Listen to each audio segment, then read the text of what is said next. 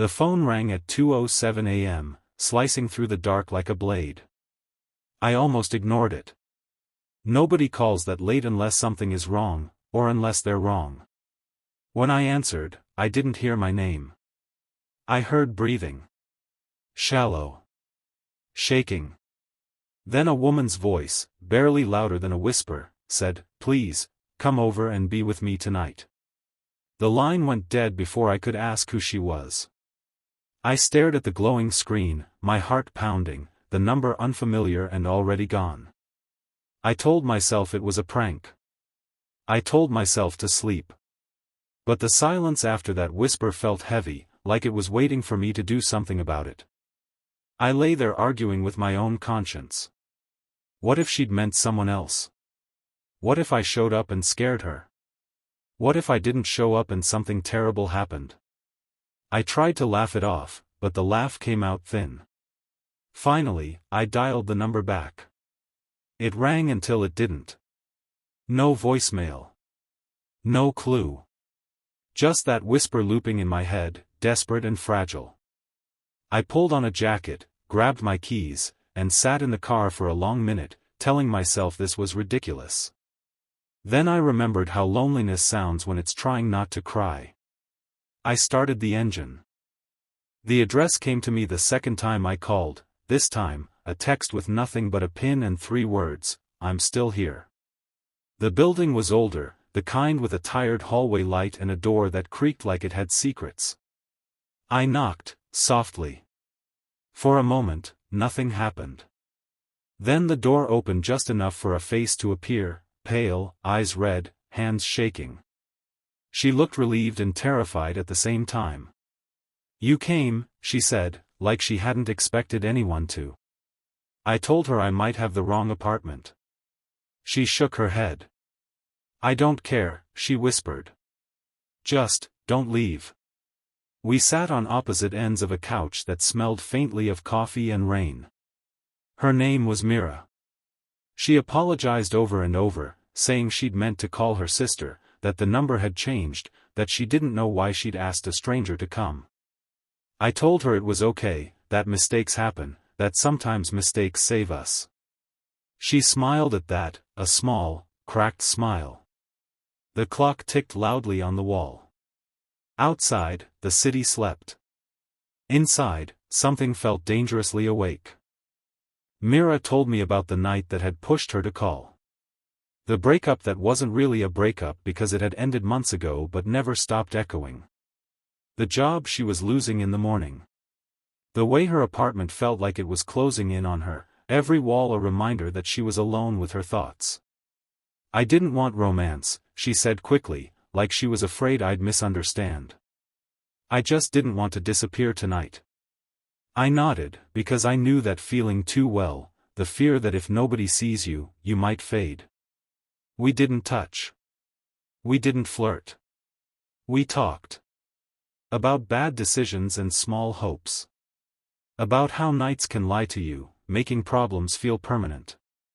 At some point, she cried, quietly, like she didn't want to inconvenience the air. I stayed. When the sky began to lighten, she walked me to the door and thanked me like I'd done something heroic. I wanted to tell her she'd done the brave thing by asking for help, even if she'd asked the wrong person. Instead, I said, "If you ever need to talk, you can call." She nodded, and for the first time, she looked like she believed tomorrow existed. Weeks passed. Life slid back into its routine grooves. I wondered about Mira sometimes, hoping she was okay, telling myself I'd never hear from her again. Then, one evening, my phone buzzed with a message from an unknown number. "This time, I'm calling the right person. I think. Are you free to talk?" I laughed out loud, the sound surprising me. When I answered, her voice was steadier. "I got the job back," she said. "I started therapy. I wanted you to know that night mattered." We met again, this time in daylight, in a cafe filled with noise and life. The fear that had clung to her was lighter now, like a shadow at noon. She thanked me again, and I stopped her. "You don't owe me anything," I said. You chose to keep going. She shook her head. Sometimes, she replied, keeping going starts with someone showing up when they don't have to. As we said goodbye, I realized the call at 2 a.m. hadn't been wrong at all. It had just found the person who needed to answer it as much as the person who made it. We walked our separate ways, not as strangers anymore, not as something more, but as proof that even in the quietest, darkest hours, a single choice, to listen, to care, to show up, can turn a moment of desperation into the beginning of hope. And every time my phone rings late at night now, I don't feel fear first. I feel possibility. The weeks after that night should have erased her from my life, but instead she lingered in the quiet spaces. Every time my phone buzzed late, my heart jumped.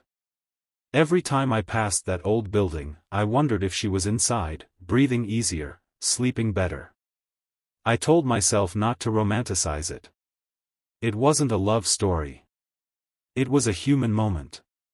Still, moments like that don't disappear, they wait.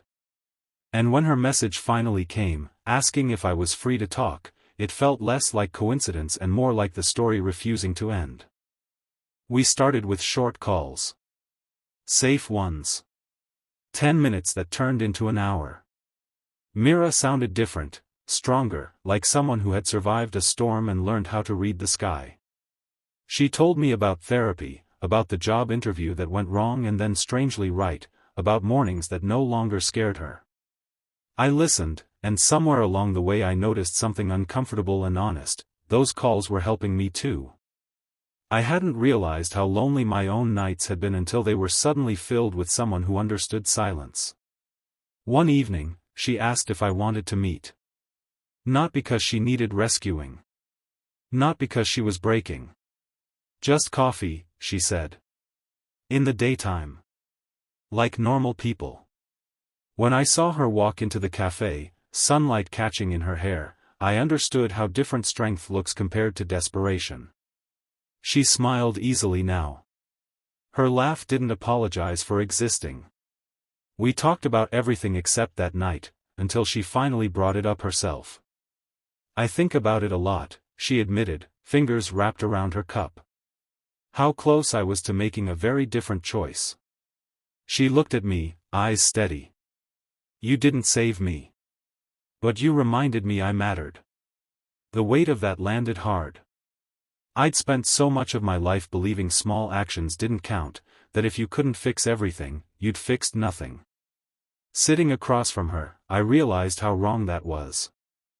Our lives didn't magically merge after that. We didn't promise forever or pretend the world was suddenly simple. We met when we could. We talked when it mattered. Sometimes weeks passed without a word, and that was okay. What stayed constant was the understanding that asking for help wasn't weakness, and offering it didn't require being a hero. Months later, on a night eerily similar to the first, my phone rang again at 2 a.m. This time it wasn't Mira. It was a friend I hadn't heard from in years, voice cracking, barely holding together. I answered without hesitation. As I listened, I thought about whispers in the dark, about wrong numbers that turn out to be right, about how easily lives can intersect at their most fragile points. When the call ended, I sat in the quiet, feeling something settle inside me, a sense of purpose I hadn't known I was missing. I finally understood the real message of that night: you don't need to have all the answers to make a difference. You just need to show up. Because sometimes, being there for one person at the exact moment they need it can change two lives instead of one. Time has a way of testing whether moments really meant something or were just emotional echoes. By the time spring arrived, Mira and I had slipped into a rhythm that felt natural, unforced. We weren't leaning on each other to survive anymore, we were choosing to stay connected. That choice mattered. It made every conversation lighter, not because life was easier, but because we no longer felt alone while facing it. One afternoon, Mira called me, her voice tight in a way I recognized. Not panic. Not despair. Something quieter. Can I tell you something without you trying to fix it? She asked. I said yes. She told me she was afraid of being okay. Afraid that if life finally settled, she'd forget how close she'd come to losing herself, and start taking her own existence for granted again. I understood that fear more than I expected.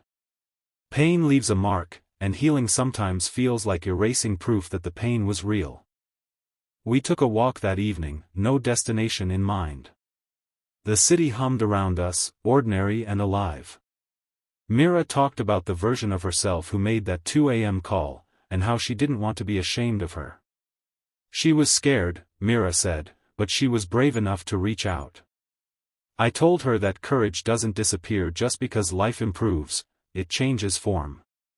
Sometimes courage looks like asking for help. Sometimes it looks like trusting yourself to stand on your own. A week later, she invited me to something that terrified her, a small support group where she'd been sharing her story for the first time. I sat in the back, listening as she spoke, voice steady but honest, about loneliness, about mistakes, about a stranger who answered a call and reminded her she wasn't invisible. She didn't say my name. She didn't need to. Watching her own her story without shrinking was one of the most powerful things I'd ever seen. Afterward, she hugged me, brief, grateful, grounded. "I don't need you the way I did," she said softly. For a split second, I felt a sting of loss. Then she smiled. "But I still want you in my life." That was the moment I realized how much I'd grown too. I wasn't needed to feel worthy anymore. I was chosen. And that felt better than being a lifeline. As the months moved on, we both changed in small, visible ways. Mira started planning things she used to avoid, trips, goals, conversations she'd been afraid to have. I started answering calls I used to ignore, showing up in places I'd convinced myself I didn't belong. That night at 2 a.m. had cracked something open in both of us, and instead of closing it back up, we let the light in. Some stories begin with love. Ours began with listening. And somewhere along the way, without rushing it or naming it too soon, listening turned into trust, and trust turned into a quiet bond that didn't need rescuing or saving, only honesty, presence, and the courage to keep answering when life calls in the dark. By the time a full year passed, the night of the wrong call no longer felt sharp. It had softened into something warmer, still serious, still meaningful, but no longer painful. Mira and I sat on a park bench one evening, watching people hurry past with lives we'd never know, and she said something that stayed with me. "I used to think my life split into before that call and after," she said. "Now I think it was just the moment I finally listened to myself." She had changed in ways that didn't shout for attention. She stood straighter. She paused before answering questions instead of apologizing for existing. She'd moved to a brighter apartment, one with windows that actually let the morning in.